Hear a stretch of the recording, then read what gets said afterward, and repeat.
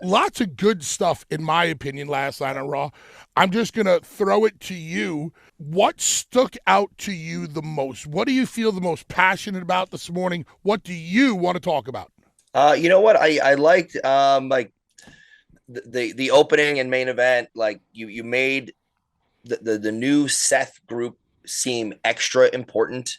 And then you all of a sudden when there is a story throughout the day, I like those. It's like little choose your own adventure because every couple pages you get back to oh this Sammy thing, and it's like at first I was like, oh, I get this. I don't see this like being that big of a deal. But then they made it the thread of the entire show, and it was Seth and Heyman and Breaker and Sammy, and the entire show was brought out to be just keep commenting on, is he staying, is he going to leave, and also it's a really great way to build somebody up in one day. It shows how much story you can tell just by having a 30-second backstage in between the important talking and the important moment.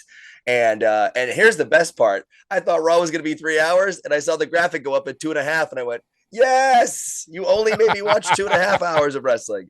I was like, wait, is this really happening? Meanwhile, the Cavs were up by 51 points while that was happening, so I didn't have to worry about it. And they swept their first round. But what that entire thread, there's something special when you can make me, who's bitter and like, I don't care about Sammy. Like, oh, he missed Mania. Yeah, I missed 19 of them. What are you gonna do? Oh, okay. Let's see what this story is. Like, how mad is he going to be? Oh, is he going to really, we're going to set it up to where he has the option to quit and walk away. And what baby face is going to do that unless he's turning, unless he's stressed? Like, he knows he's going to get beat up by Breaker and broken in half. But I really liked the start of that because we don't get Seth going, ha ha ha, you suckers. You all thought I was good, but I'm a bad guy. He didn't do that, which I don't want to say we used to do all that. We were forced to do a lot. Here's the spoon feeding of you have to know not to cheer me anymore. But in this age of where everyone's singing the song, so many people are over on Raw, and the crowd is into almost every single segment, fully on committed. That you have Seth pretending that he's just a babyface that won at WrestleMania. Guys, we did it. This is the team. We're going forward. We're all the good guys here. I've assembled this team. Like we're Marvel characters on a team. Like I don't know the comic stuff, or maybe a Star Wars version. You could probably fill me in on. I don't know, but it's like we're a team. We're the good guys. We're going forward. We're gonna make this place the place to be. I love that, and it's not over the top, and it doesn't have that extra Vince of I'm being facetious. Everybody, you need to either realize it or be spoon fed. Seth is just going, hey, it's my turn. After 15 years, I get to run the place. I'm so excited. Hey, Sammy, I don't want to murder you because we're friends. And it's like, it makes it so much cooler and refreshing than I know if it was, if it's a few years ago, you just get the, you all fell for it. It was me, Austin, me all along. You get that instead of the, hey, I'm finally the guy. Aren't you guys happy for me? And even if he's deranged and putting together a team and about to take over the show and tell all the baby faces to get the hell out of here or we're going to kill you. I love when you can do that in that James Bond setting to where you become gentlemen sitting down having a martini and smoking instead of just going, blah, I'm the bad guy now. It is so refreshing because you have to do that in 2025. When you look at Seth and Paul and Bron Breakker together for the very first time, does it feel natural to you or does it feel a bit forced at first glance? It doesn't feel natural, and maybe because it isn't, but maybe it also is, hey, I've seen things before and I've known that it was just like, hey, we're throwing you and Robert Roode together because we need guys who know how to wrestle. Like, oh, okay. This is a slow burn into a team, hopefully. And you got to give it some time. And even just when you get to the main event later, when Breaker's just continually breaking him in half, that you don't have that emotional investment yet. Even when I can look at it in a clean slate and be unbiased and watch as a fan, like I don't see that perfect camaraderie yet, but maybe we shouldn't because it started a week ago. Maybe that's not there yet. Maybe we have to watch it grow. But also when you get to that main event, like if we brush over everything else and the thread through the show and you get down to the main event and you get that match, I always like when someone's wrestling and they're not in their gear because, the storyline makes it like, hey, I came out here to just take my medicine, and it makes you very Jack Burton. You're like, you get that action star, like, hey man, I wasn't ready for a fight, but I'll do anything for my honor or to stand up for myself. I whether that's subtly or not, Sami knew he had to go theoretically be face to face with Bron Breakker, but we didn't book it as a match. We had it as a moment in time of here's the crescendo of the build for the hero. Is he going to go get taken down a peg, or does he go for go for it?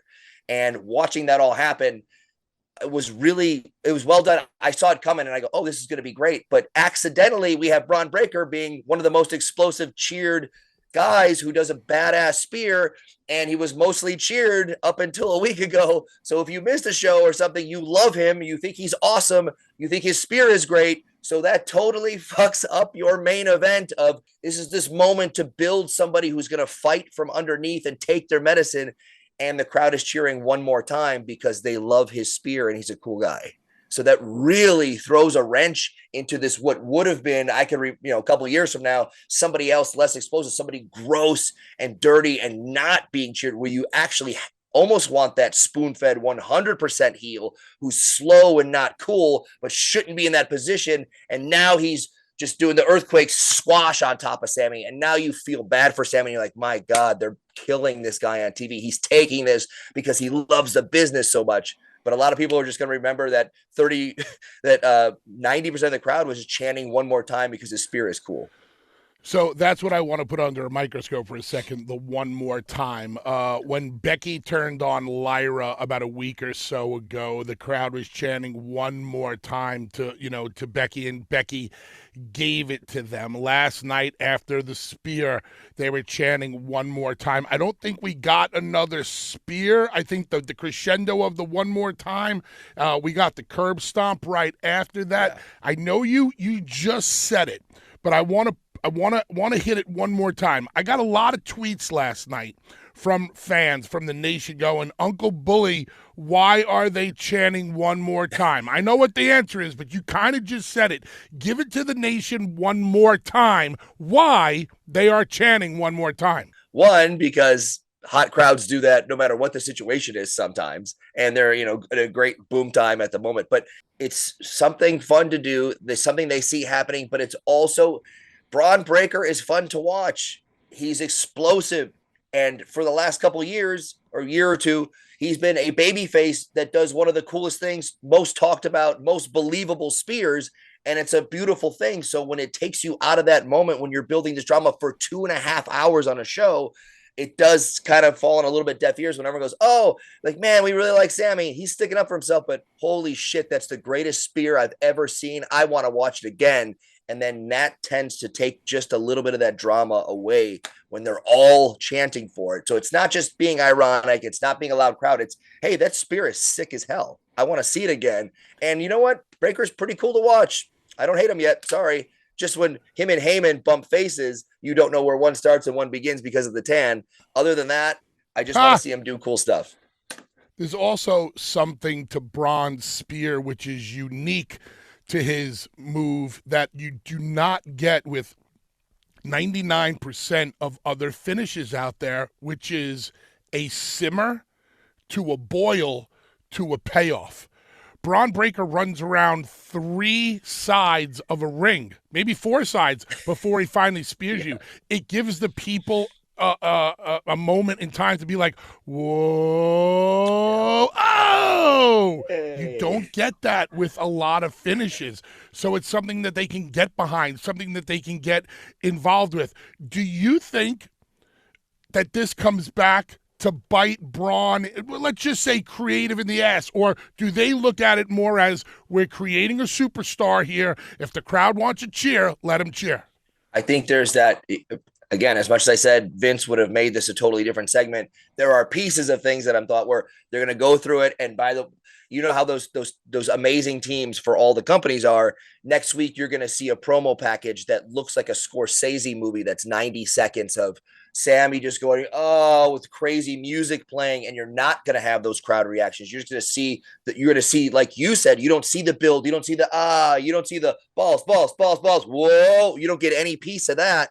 You get the emotion of just him getting smoked and not staying down and not giving up. And they're going to turn that into a 90-second Godfather movie. But I think that's the important part is you're establishing Bron as he's going to be a killer who can do anything. And it doesn't matter who your favorite guy is. And once you show that package next week and you don't get the big build up to all his spears, you just show that while they're standing in the ring with their black suits on smug. Then you're like, okay, I forgot these guys are assholes. I'm not getting the cool spear moment.